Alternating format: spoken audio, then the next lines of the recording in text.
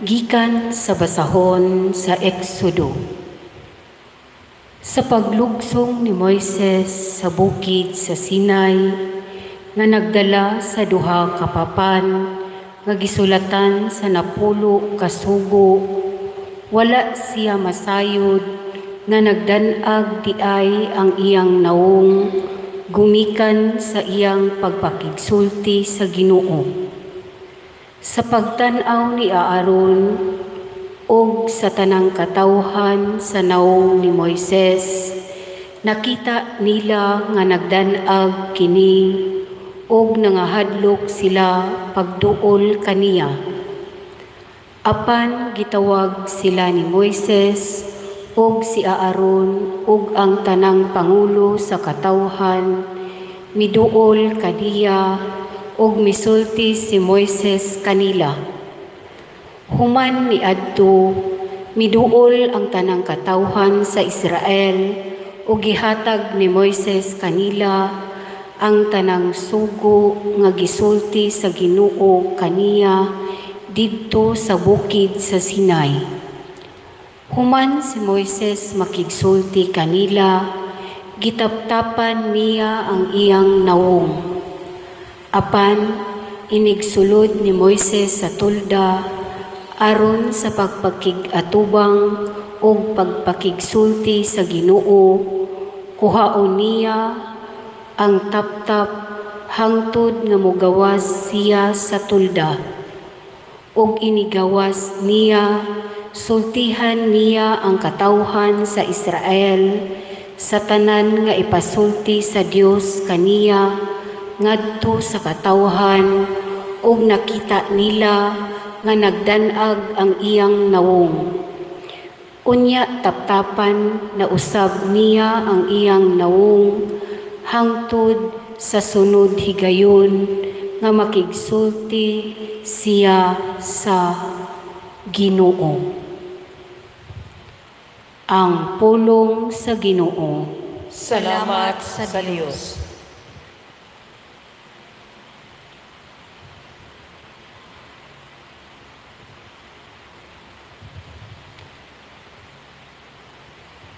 Balaan ang Ginoo nga atong Dios.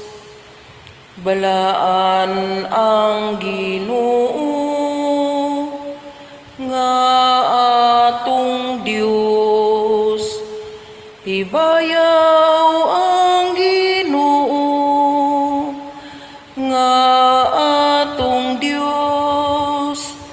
Ug simbaha siya diha sa tumbanan sa iyang tiil, kay balaan man siya.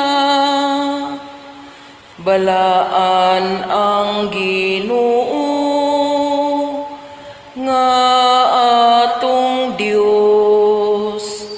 Si Moises ug si Aaron iyang mga pari ug si Samuel, usa kanila nga nagsangpit sa iyang ngalan, nagasangpit sa Ginoo ug gitubag nila siya, ug gitubag sila niya. Balaan ang Ginoo nga atong Dios. Gikan sa lindog sa panganod, misulti siya kanila. Nakadungog sila sa iyang mga gimbutan, ug sa balaod nga iyang gihatag kanila. Balaan ang Ginoo nga atong Dios.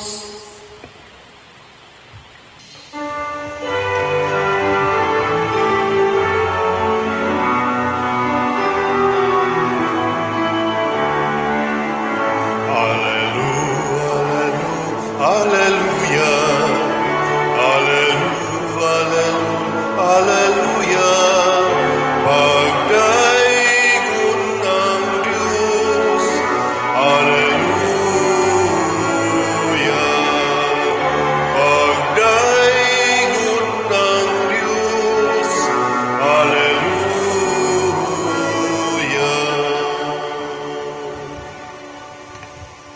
Ginoo, manaa kaninyo.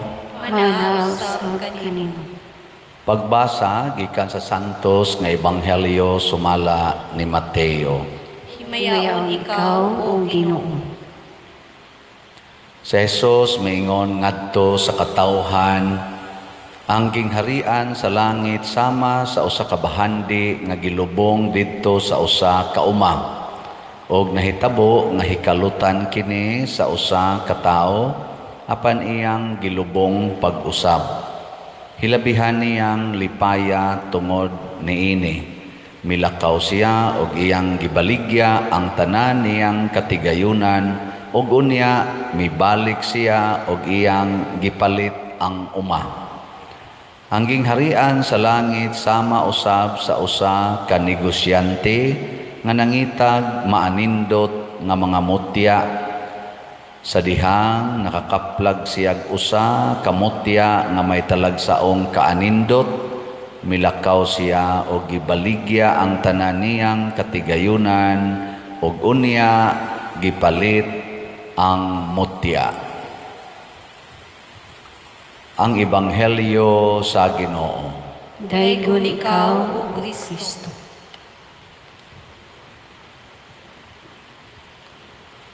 Ang kabalaan maunay naghari sa gingharian sa Dios, holiness. Ang nahitabo ni Moises na balaan kay siya nidanag ang iyang naong. Maunang diris unang pagbasa ni ingon nga gitaptapan ni Moises ang iyang naong basta moatubang siya sa mga tao kay mahadlok man silang magtan-aw siyang naong nga murag magdanag. Ngingi ay mong tupad na nidanag na ng imong naong. Ingna ko no. Kita ra ba kusog kita mangandoy og mudanag ang naong, papution ang naong para mudanag. Dili na mao ha. Kaning pagdanag sa naong kanang murag musanag siya. Aura ba? Aura.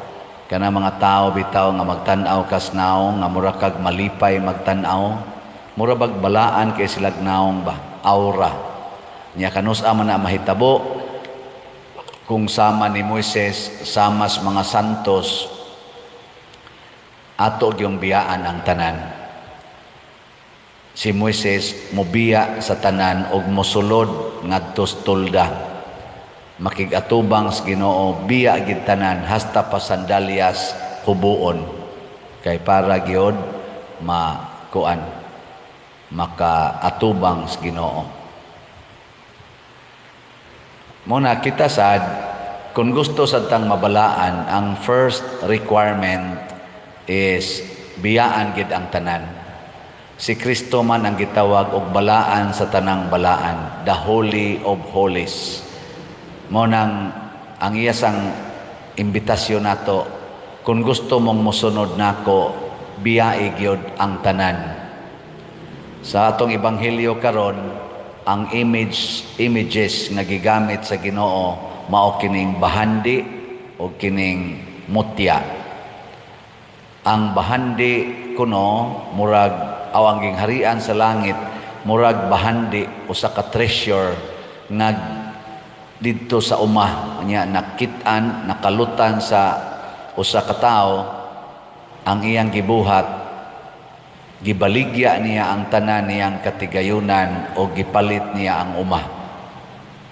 Nya mura sa kuno mutya nga nakit-an sa usa ka negosyante, ang iya sang gibuhat gibaligya sa niyang tanan niyang kabtangan o gipalit niya ang usa ka mutya.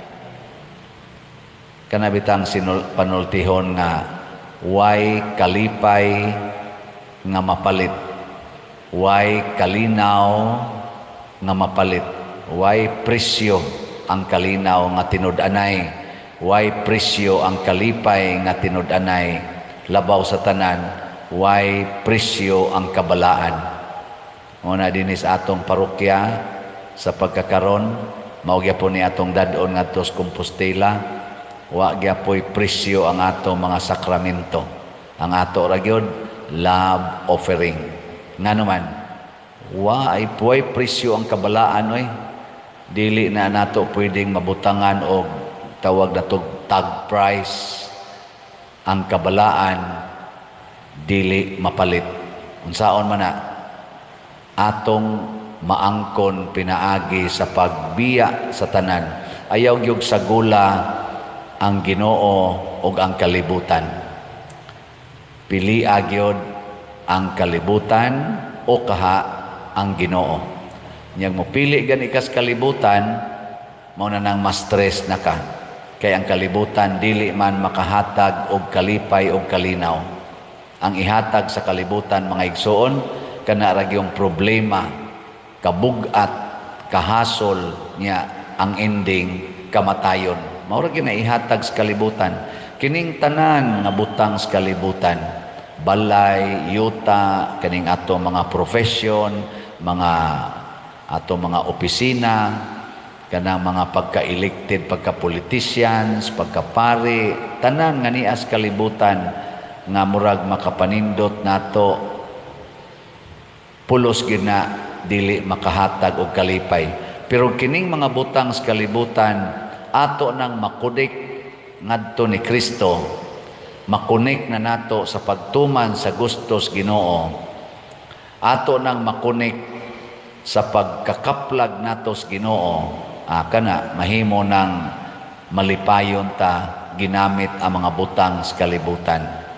Pinanglitan kining atong slot, unsa may gigamit nimo pagpalit og slot? Kwarta. Nya kini palit man kag slot pinaagi og kwarta, unsa may ihatag sa Ginoo nimo? Dili kahasol, dili kabugat, kung dili kalipay og kabalaan. Nilingay mong tupad. Na gusto ka mabalaan kada adlaw, nya o gusto ka mabalaan kada adlaw, palit og slot kada adlaw. Ana na siya. Kining atong grace tag 100 pesos ra gid ni, na dako pa kay nig balanse. Napanis mga 600,000 kapin. Daghan kayong slot, daghang okasyon nga makapahimo natong balaan. Nya 100 pesos ra. Ibaligya ang tanan. Pasabot, ayaw gyud limit sa pagpalit og slot. Ayaw pag-ingon, mopalit ko og slot or mutabang ko sa akong isig ka tao pero dinhilang kutob kay kaning sobra ako ni. Ayaw. Basta sige gyud palit unsay tinukmod sa imong kasing-kasing buhata gina basta para sa Ginoo mo nang ibaligya ang tanan. Unsa gaytoy tubag nato sa Salmo? So itong tubag nindot man to kayo. Balaan ang Ginoo nga atong Dios. Kana bitang mobuhatag mga butang nga ang tumong nato nga makonekta sa Ginoo, mabalaan ta, dili gyud na ikamahay.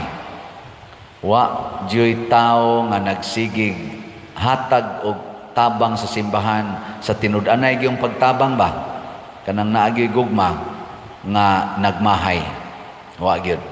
Pero daghan kay mga tao nga daw kayong manghatag ngadto mga isig ka tawo, mga kabos o kaha sa simbahan, nagmahay-mahay gid sila sa ilang kinabuhi.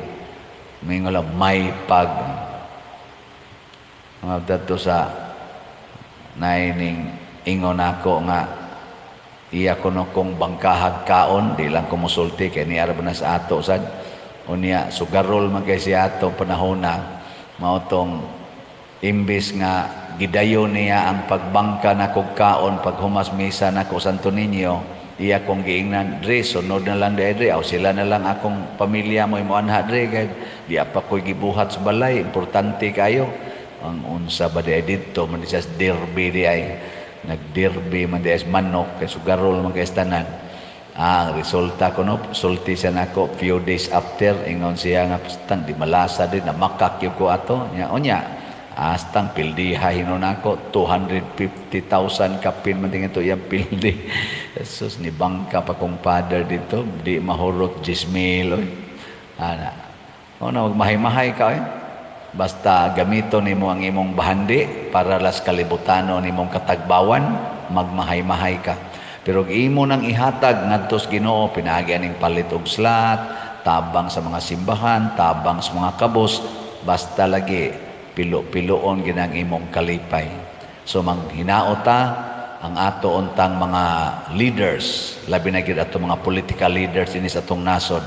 Niini karong mga panahon na magbag-o ta sila.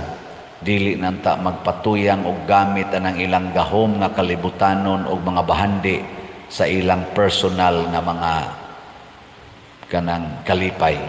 Kung dili niya daghan kay karong nanginahanglan nga mga katawhan nato, mga kabus ug mga nang wadag mga balay tungod aning ni ang mga bagyo, mga baha nga nahitabo, maunta na ilang atimanon. Dili ning pagsigig kinihaay, siging priso, siging binakakay, ana kapoy na. Sobrahan na kayo ang atong kakapoy aning mga buhata. Muna ang ato sang iampo ang ato mga government officials nga matinud-anon sa kayong nag-alagad sa katawhan. Hinaut unta malig-on sila o kanunay silang malipayon sa ilang kinabuhi.